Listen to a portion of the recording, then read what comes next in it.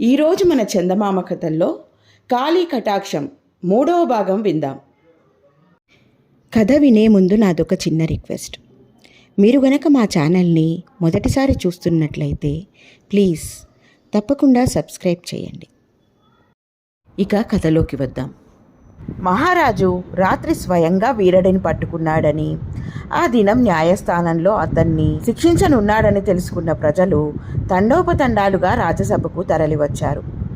వీరసేన మహారాజు దొంగలందరికీ 3 సంవత్సరాల కారాగార శిక్షను విధించి వీరడికి ఉరిశిక్ష విధించాడు. ఆ ఉరిశిక్షను ఆ దినమే అమలుపరచాలని కూడా ఆదేశించాడు. ప్రజలందరూ ఆడామగ అతన్ని చూడడానికి వీలుగా వీరడిని పురవీధులన్నీ ఊరేగించి ఆ తర్వాత ఉరితీయవలసిందిగా రాజు తలారులను ఆదేశించాడు.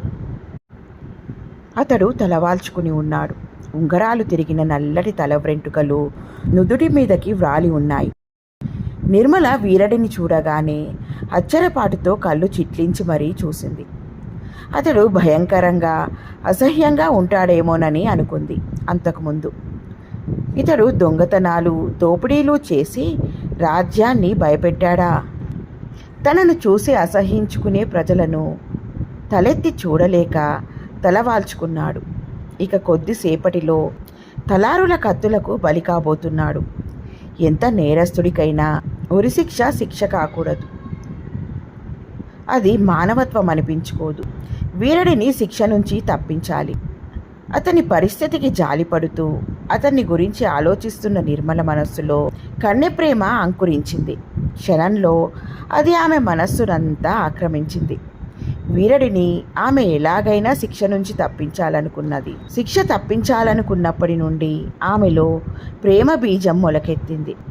వెంటనే నిర్మల మేడ మీద నుండి క్రిందకు దిగి తండ్రి దగ్గరికి వెళ్ళింది. నాన్నగారు, ఇంతకుముందు మీరు నా వివాహం తలపెట్టినప్పుడల్లా వద్దనేదాన్ని. ఇప్పుడు వివాహం చేసుకుంటాను అంది నిర్మల తండ్రితో. ఆ మాటలకు ధర్మయ్య ఆనందంతో పొంగిపోయాడు. నా తల్లే, ఎంత చల్లని మాట చెప్పావే. త్వరలో మంచి సంబంధం చూసి చేస్తానమ్మా అన్నాడు ధర్మయ్య. త్వరలో కాదు నాన్న, ఇప్పుడే చెయ్యండి. ఇప్పుడా?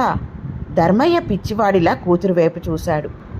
అవును, ఇప్పటికిప్పుడు వరుణ్ణి ఎక్కడి నుండి తీసుకువస్తానమ్మా? మన తాహతుకు తగిన యోగ్యుడైన వరుణ్ణి వెతకాలిగా. మీరు వరుడి కోసం శ్రమపడని అవసరం లేదు నాన్న, నేనే చూశాను. ఎవరమ్మా? అడుగో. సరిగ్గా బండి మీద అప్పుడే తమ ఇంటి ముందుకు వచ్చిన వీరడి వైపు చూపుడు వ్రేలిని చూపిస్తూ అంది నిర్మల. అమ్మా, నీకేమైనా మతిపోయిందా తల్లి? అన్నాడు ధర్మయ్య. నువ్వా మాట అంటావని నాకు తెలుసు నాన్న. అనవసర కాలయాపన చేస్తే అతడు నాకు దక్కకుండా పోతాడు అంది నిర్మల ఆందోళనతో. వాడు పచ్చి దొంగ. లోకమంతా ఏవగించుకునే జీవితం గడిపేవాడు. మహారాజు గారి చేత ఉరిశిక్ష పొందాడు. ఇక కొద్దిసేపటిలో మరణించనున్నాడు. అటువంటి హీనుణ్ణి, అల్పాయుష్కుడిని పెళ్లి చేసుకోవాలన్న తలంపు నీకెలా కలిగింది? ఎలాగో కలిగింది. ఇప్పుడు మీరు మహారాజు గారి దగ్గరకు వెళ్ళి వీరుడికి క్షమాభిక్ష ప్రసాదించమని ప్రార్థించండి. అతడికి ఉరిశిక్ష తప్పించి నా వివాహం జరిపించండి. నువ్వనుకున్నంత తేలిక కాదు తల్లి. అంత పాపాత్ముణ్ణి స్వయంగా పట్టి బంధించిన రాజు ఎట్టి పరిస్థితుల్లోనూ విడిచిపెట్టాడు. అనవసర ప్రయాస తప్పితే ప్రయోజనం ఉండదు నాన్న, నిర్మల తీవ్రంగా అంది. మీరు వెళ్ళి మహారాజు గారిని ఒప్పించడానికి ప్రయత్నించండి.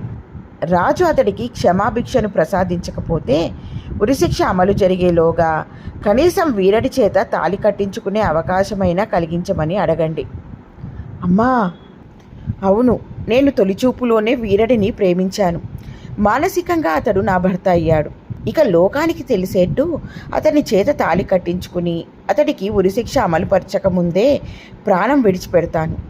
సుమంగళిగా ఈ లోకం విడిచిపెడతాను. మీరు కన్న కూతురికి కనీసం ఈ మాత్రమైనా చేయకపోతే ఇప్పుడే నేను ప్రాణత్యాగం చేసుకుంటాను అంది నిర్మల. అప్పటికే వీరడిని తీసుకుని వెళుతున్న ఊరేగింపు బండి చాలా దూరం వెళ్ళిపోయింది. ఒక్కగానొక్క కూతురు ఆ విధంగా హఠాత్తుగా మారిపోయి అలా మాట్లాడేసరికి ధర్మయ్య విచారానికి అంతులేకపోయింది. కూతురు పట్టుదల అతడికి తెలుసు. అందువల్ల ఇక ఏ విధంగానూ ఆమె నిర్ణయాన్ని మార్చడం సాధ్యం కాదని భావించి, ధర్మయ్య, అలాగే తల్లి, వెళ్ళిన సాయశక్తులా ప్రయత్నిస్తాను, నీ అదృష్టం ఎలా ఉందో అని అప్పటికప్పుడే హడావిడిగా రాజమందిరానికి వెళ్ళాడు. ఇదండి ఈరోజు కథ. మిగతా కథ తరువాయి భాగంలో విందాం. ఎలా ఉంది ఫ్రెండ్స్ ఈ కథ? బాగుంది కదూ? నచ్చిందా? అయితే లైక్ చేయండి. మీ బంధువులకు, స్నేహితులకు ఈ కథలను షేర్ చేయండి. మరిన్ని మంచి మంచి కథల కోసం మా ఛానల్ను తప్పకుండా సబ్స్క్రైబ్ చేయండి. మరొక మంచి కథతో మళ్ళీ కలుద్దాం. ఉంటాను మరి.